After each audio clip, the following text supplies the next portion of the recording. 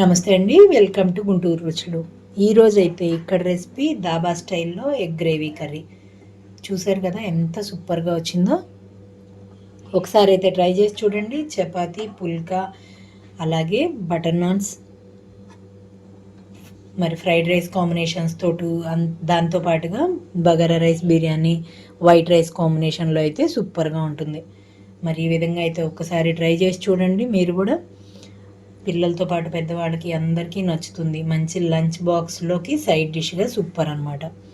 మరి ఇంకెందుకు ఆలస్యం, ఒకసారి అయితే ట్రై చేసి చూడండి. మీరు మీ ఒపీనియన్ అయితే కామెంట్ బాక్స్లో పెట్టండి. ఫుల్ రెసిపీలో ఈ మసాలా ఇంగ్రీడియంట్స్ ఏం వేసానో వీడియోలోకి వెళ్తూ చెప్తాను. ఈరోజైతే ఇక్కడ దాబా స్టైల్లో ఎగ్ కర్రీ కోసం అండి. ఇక్కడైతే నేను 3 కోడిగుడ్లు ఉడికించి చల్లటి నీళ్ళల్లో వేసి పెట్టుకున్నాను. ఇంకా పెంకు తీసి కొద్దిగా వేయించుకోవాలి. ఈ మూడింటిని కూడా ఇవి పక్కన పెట్టేస్తున్నాను. ఇప్పుడు ఇక్కడైతే నేను పేస్ట్ గ్రేవీ కోసం అయితే టమాటాలు తీసుకున్నాను. ఒక 3-4 వరకు చిన్నవి నాటుకాయలు కాబట్టి చిన్నవి ఉన్నాయని తీసుకున్నాను. ఇప్పుడు ఇందులోకి అల్లం అలాగే వెల్లుల్లి కూడా వేస్తున్నాను. దీంతో పాటుగా జీడిపప్పు ఒక 5-6 వరకు, అలాగే ధనియాలు, జీలకర్ర వచ్చేసి 1/2 స్పూన్ క్వాంటిటీ తీసుకున్నానండి. 3 కోడిగుడ్లే కాబట్టి. ధనియాలు కూడా అంతే తీసుకున్నాను. అలాగే మిరియాలు, సోంపు కూడా సేమ్ క్వాంటిటీ తీసుకున్నాను. వీటన్నిటిని నేను గ్రైండ్ చేసుకుంటున్నాను మెత్తని పేస్ట్ లాగా. వీటితో పాటుగా కొంచెం కొత్తిమీర కూడా వేస్తున్నాను.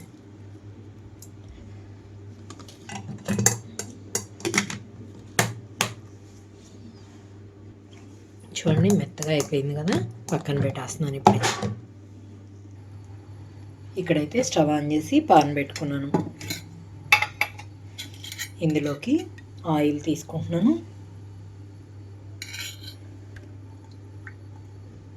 త్రీ టేబుల్ స్పూన్ వరకు ఆయిల్ అయితే పడుతుందండి. గుడ్లు వేరే పాన్లో వేయించుకుంటున్నాను. ఇందులోకి ముందు తాలింపు అయితే వేసుకుంటున్నాను. ఆవాలు 1 స్పూన్ వరకు, అలాగే జీలకర్ర కూడా కొంచెం వేస్తున్నాను. దీంట్లోనే ఎండుమిరపకాయ కూడా. ఇక్కడ చూడండి ఆవాలు అలాగే జీలకర్ర అంతా చిటపటమనేటప్పుడే ఇందులోకి కట్ చేసి పెట్టుకున్న ఉల్లిపాయలు వేసేస్తున్నాను. ఇక్కడ ఉల్లిపాయలంతా కలర్ మారే వరకు వేయించుకోవాలి. మూత పెట్టేసి ఉంచుతున్నాను నేను. ఇవి వేగే లోపల కోడిగుడ్లు కూడా వేయించుకుంటున్నాను.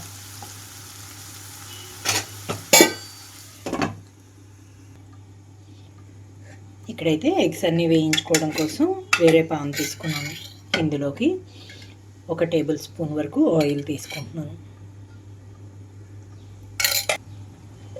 ఆయిల్ కొంచెం హీట్ అయిన తర్వాత ఇందులోకి కొంచెం పసుపు అలాగే కారం కూడా వేసేసుకుంటున్నాను. దీంతో పాటుగానే కొద్దిగా సాల్ట్ కూడా వేస్తున్నాను.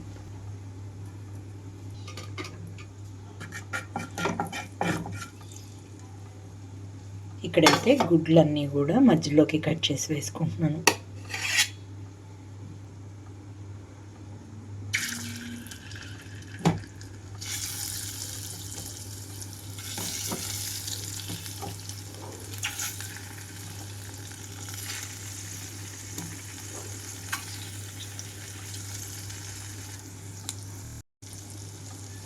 రెండు నిమిషాల పాటు ఇలాగే ఉంచుతున్నాను. గరిటెతో కలపకుండా ఇలా ఒకసారి కలిపి చూడండి. 2 నిమిషాల తర్వాత మెల్లగా రెండో సైడ్కి స్పూన్తో టర్న్ చేసుకోండి.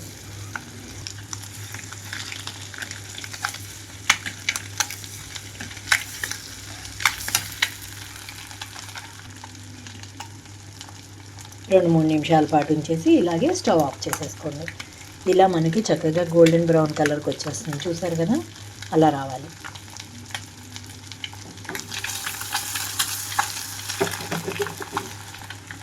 ఇంకా నేను స్టవ్ అయితే ఆఫ్ చేసేస్తున్నాను. మధ్యలో ఒకసారి ఉల్లిపాయల మీద మూత తీసి కదిలించుకుంటున్నాను. సాఫ్ట్గా వచ్చేసింది. మీడియం ఫ్లేమ్లో ఉంచి కొద్దిగా వేయించుకుంటున్నాను. ఇక్కడ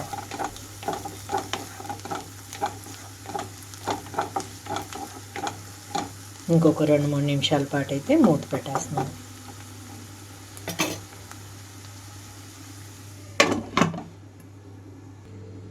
మూత తీస్తున్నాను. ఇక్కడైతే నేను చూడండి, ఉల్లిపాయలు ఇక్కడ బ్రౌన్ కలర్లోకి టర్న్ అయిన తర్వాత ఇందులోకి అయితే నేను రెడీ చేసి పెట్టుకున్న గ్రేవీ, అల్లం వెల్లుల్లి ముద్ద కూడా ఇందులోనే ఉంది కదా, మొత్తం ఇందులోకి వేసేస్తున్నాను. అలాగే ఇందులోనే కొంచెం పసుపు కూడా వేసేసుకుంటున్నాను. దీంతో పాటుగా కారం, వీటన్నిటితో పాటుగా పచ్చిమిరపకాయలు వేయలేదు కదా ఇంతవరకు, నేనైతే పచ్చిమిరపకాయలు కూడా వేస్తున్నాను. మధ్యలోకి కట్ చేసి 2 పచ్చిమిరపకాయలు అయితే వేసాను. సాల్ట్ వేయలేదు కాబట్టి రుచికి తగినట్లుగా సాల్ట్ కూడా వేసేసుకుంటున్నాను.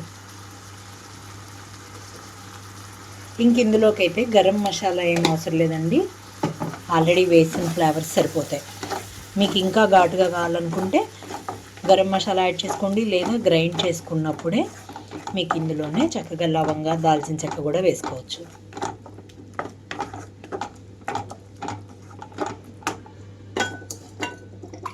ఒక కప్పు వరకు నీళ్లు మిక్సీ జార్లో వేసుకుంటున్నాను. ఇక్కడ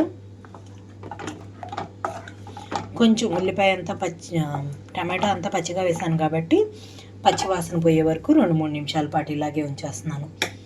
ఇంకొక హాఫ్ కప్ వరకు వాటర్ అయితే వేసుకుంటున్నాను. నేను మీడియం ఫ్లేమ్లో ఉంచి 2-3 నిమిషాల పాటు ఉంచుతున్నాను.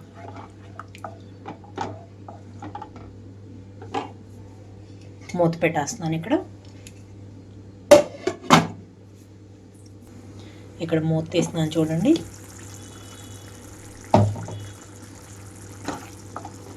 గ్రేవీ అంతా నేను ఇందులోకి సోంపు కూడా వేసాను కదా, మంచి స్మెల్ అయితే వస్తుంది గ్రేవీ. చివరిగా ఇందులోకి కొత్తిమీర కొంచెం చల్లేస్తున్నాను. అలాగే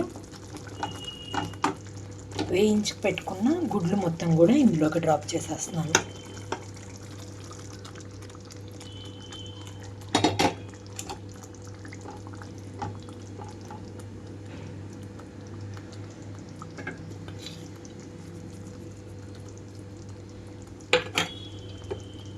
చూసారు కదా, డాబా స్టైల్లో ఎగ్ గ్రేవీ కర్రీ రెడీ అయిపోయింది.